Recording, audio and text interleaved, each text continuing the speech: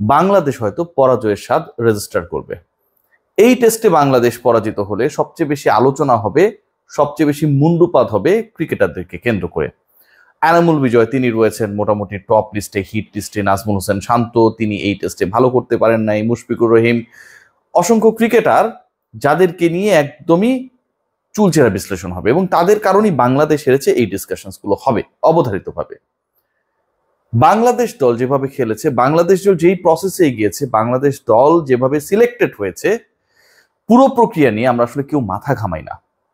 খেয়াল করে দেখবেন যে শ্রীলঙ্কার বছরের পর বছর ধরে যারা নেতৃত্বে ছিল এবং শ্রীলঙ্কা দল যারা বাংলাদেশকে কলম্বো টেস্টে অলরেডি অলমোস্ট হারিয়ে দিয়েছে, সেই পার্টিকুলার দলটার বিভিন্ন সময় যেসব লেজেন্ডারি ক্রিকেটার ছিলেন তাদের তুলনায় রাইট নাও যিনি ক্যাপ্টেন্সি করছেন ধনঞ্জয় ডি সিলভা অনেক বেশি আন্ডাররেটেড। এটা নিয়ে ডিবেটের কোনো সুযোগ নেই।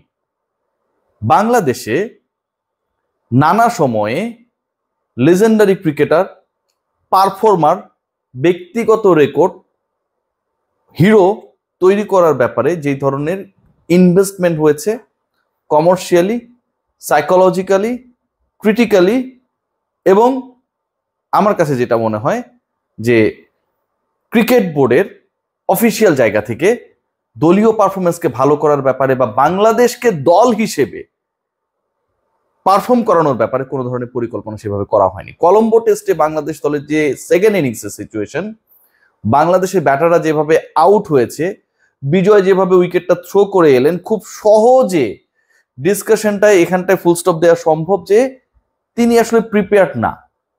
একজন ক্রিকেটার তিনি রান করছেন শর্টার ফরম্যাটে, আপনি তাকে টেস্ট দলে নিয়ে নিলেন বা খেলাচ্ছেন, খেলিয়ে দিচ্ছেন, সেই পার্টিকুলার ক্রিকেটারের কাছ থেকে কি আপনি সত্যি পারফরমেন্স আশা করতে পারেন? বাংলাদেশের টেস্ট টিমটা কতটা ফেলনা।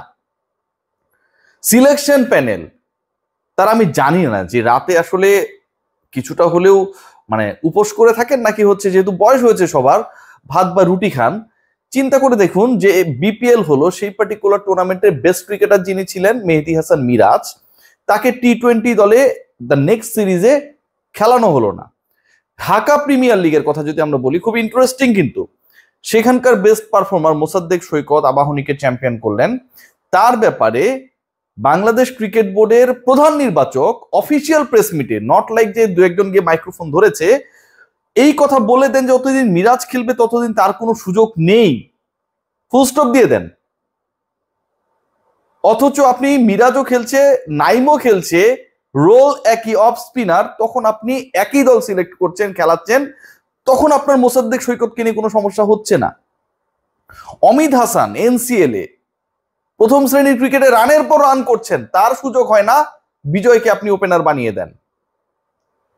রাকিবুলের কথা যদি আমরা বলি, তাকে আমরা যেভাবে চেয়েছি তার থেকে বেশি ভালোভাবে তিনি পারফর্ম করেছেন।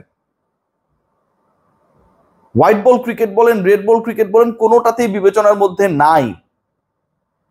ঘরোয়া ক্রিকেটটা তাহলে খেলে লাভটা কি ভাই?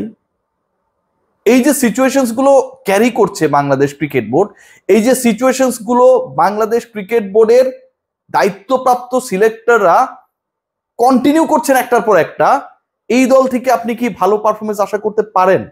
আমরা কোন প্রসেসের মধ্যে রয়েছি? বিজয়কে গালি দিয়ে দিলাম, দল থেকে বাদ দিয়ে দিলাম, পাবলিক খুশি, মিডিয়া খুশি, সমর্থক থেকে শুরু করে ক্রিকেট বোর্ডের কর্তারা খুশি, ফুল স্টপ। কিন্তু তার সিলেকশনটা যে রং ছিল, এই ব্যাপার নিয়ে বাংলাদেশ ক্রিকেট বোর্ডে কেউ কি কথা বলা রয়েছে? শান্তকে যেভাবে ক্যাপ্টেন্সি থেকে সরানো হয়েছে, এটা তো মেহেদী হাসান মিরাজেরও ভালো লাগে নাই, লাগার কোনো কথা না তো ভাই। তার সাথেও তো এটা হতে পারে। এটা কি রাইট ডিসিশন ছিল? ঢাকা প্রিমিয়ার লিগে বেস্ট পারফর্মারকে আপনি কোনো হিসাবের মধ্যে রাখছেন না, পাবলিকলি বলে দিচ্ছেন। একজন প্রধান নির্বাচক সেই কাজটা কি করতে পারে? অনেক ডিসিশন মেক হইতেই পারে, কিন্তু আপনি পুরো বাংলাদেশের 18 কোটি মানুষকে বলে দিচ্ছেন ওর কোনো সুযোগ নাই। তাহলে সে খেলবে কোন আশায় ভাই?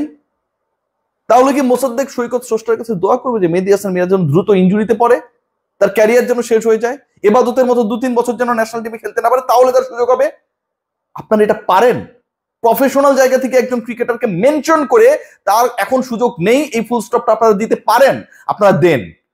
বাংলাদেশ ক্রিকেট বোর্ডে ক্রিকেট অপারেশনস কি করছে?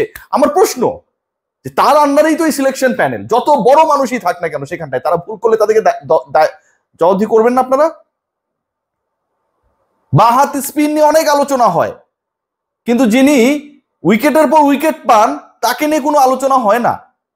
কেন হয় না ভাই? মুস্তাফিজের ইনজুরি নিয়ে অনেক ধরনের আলোচনা হয়, সত্যি ইনজুরি কিনা এখন পর্যন্ত সেই অ্যাসেসমেন্টের রিপোর্ট আমরা পাই না। কেন পাই না ভাই? ক্যাপ্টেন্সি রোলার কোস্টার রাইড আমরা দেখি, নন পারফর্মারকে ক্যাপ্টেন বানিয়ে দেওয়া হয়, সেই জায়গায় তাসকিন আহমেদ দোষটা কি সেই হিসাবটা কেউ আমরা করি না। কেন করি না ভাই? আমরা কোনো কিছুই করি না। সকল ধরনের ফরম্যাটে, সকল ধরনের ক্রিকেটে নুরুল হাসান সোহান লাস্ট ওভারে 30 রান নিয়ে বাংলাদেশের একজন ক্রিকেটার বিপিএল এ তার দলকে জিতিয়েছে, যে কোনো ফরম্যাটে হোক। এটা টাফেস্ট টাস্ক, 1 ওভারে 30 রান নেওয়া টাফেস্ট টাস্ক। সেই পার্টিকুলার ক্রিকেটারকে আপনি কোনো হিসাবের মধ্যে রাখেন না, বলে দিলেন সে ইনজোর্ড, যে কারণে তাকে নেওয়া হচ্ছে না, অথচ তার পরের দিন সে 97 রান করলেন। এই যদি হয় সিলেকশনের ক্রাইটেরিয়া, সিলেক্টেড ক্রিকেটাররা তাহলে কিভাবে পারফর্ম করবে? আমার প্রশ্নটা সেখানটায়। যাদেরকে আমি সিলেক্ট করছি সেই সিলেকশনের প্রক্রিয়াটা যদি ভুল হয়, তাহলে সিলেক্টেড যারা, they are not the right choice, right person to perform, তারা তো ভালো করতে পারবে না। এই আলোচনাটা আমরা কেউ করি না।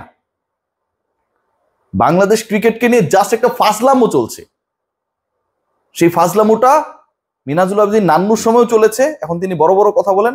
গাজী আশরাফ হোসেন লিপু দায়িত্ব নিয়েছেন, এখনো চলছে। আমাদের সিলেক্টররা দুঃখজনক হলেও সত্য যে ক্রিকেটাররা হার্ট অ্যাটাক করে মৃত্যুর কোলে অলমোস্ট হলে পরে বিকেএসপিতে যায়, খেলে এই রৌদ্রের মধ্যে, সকাল 6টায় বের হয়ে 9টা সাড়ে 9টার মধ্যে ম্যাচ খেলতে নেমে পড়ে, রাতে ঘুমায় না পর্যন্ত। আর আপনারা হচ্ছে ওই খেলা দেখতে যান না। আপনাদের মতো যখন মানুষজনই সিলেক্ট করবে তখন এই ভুলভালগুলো হবেই। ঘরোয়া ক্রিকেটটাকে ব্যান করে দেন, একদমই ব্যান করে দেন।